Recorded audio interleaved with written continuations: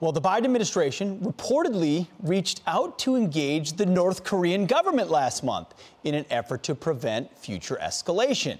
The move, which appears to take a page out of the Trump foreign policy plan, has reportedly not received a response yet. Here to react, Fox News senior strategic analyst and retired four-star general Jack Keane. General, thank you very much for being here. This topic is amazing because, first of all, Joe Biden criticized mercilessly Donald Trump for his willingness to talk to Kim Jong-un. Okay, so that's number one. Then he turns around and reaches out and can't get a call back. Tell me about this. Well, things have changed. Well, first of all, I do think it's a good move to reach out.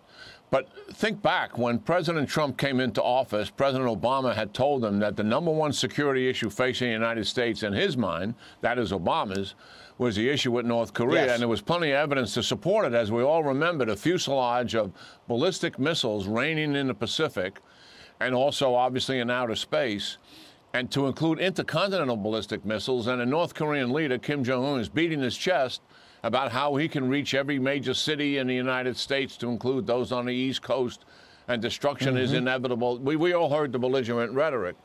And President Trump dealt with that right at the beginning as a top priority, rightfully so, tried to enter into negotiations with North Korea, played nice with them and carried out what I think was a big stick.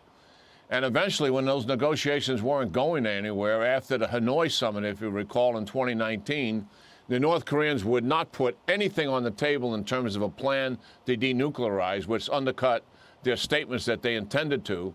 And as a result of that, when they only wanted concessions from the Trump administration simply for talking to them, which is what they always were able to achieve with previous administrations, I may add, President Trump, rightfully so, got up and walked out.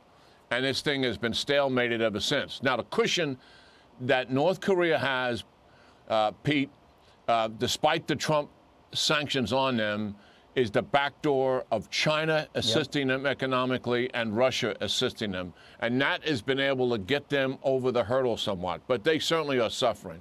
And we'll see what comes of this. I believe the pattern here is North Korea usually has rhetorical belligerence, likely firing some rockets and missiles to get the administration's viewpoint and get their attention, and perceived to be a threat, and then go into negotiations and get what? Sanction relief. Yeah, exactly. That has worked in the past, except with the Trump administration. Elites have often had a love affair with collectivist governments that can command economies, but is he onto something there? Well, there's some truth to what he's saying, certainly. The reality is that China is seeking economic, technological, and military domination to be able to change the international order that has been in existence, particularly among like-minded democracies since the end of World War II. They want to form their own sphere of influence. And under President Xi, they are working with incredible determination and, I would say, speed and urgency to achieve that end.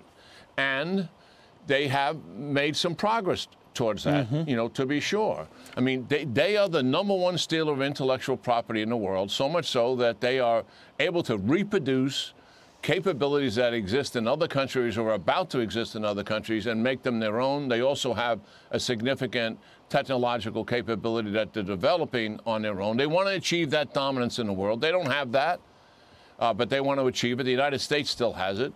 They're the second largest economy in the world, to be sure. They want to achieve economic dominance, but they've got some headwinds here, Pete. For example, their productivity before the pandemic was down 10%, and the forecast is it'll go down further. They've got mountains of debt, like we have in the United States, but also their workforce is shrinking because their one-child-only policy that existed for years. And now they got a significant retired senior workforce that is growing exponentially. It has to be taken care of in terms of the money associated with the government from the people who are working, who are considerably less in numbers than what they want them to be. So they've got some challenge. And militarily, the United States has the challenge. Yes. Because our capability has eroded over the years, given the 9/11 wars and defense budgets that have declined.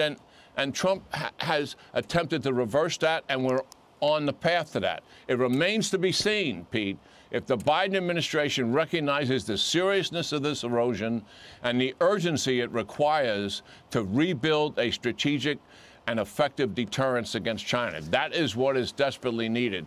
And I hope they put their put it to the metal here and get this done with a sense of urgency. I hope you're right, General, but I don't think Beijing looks at our woke Olympics over here and sees a lot of seriousness from that.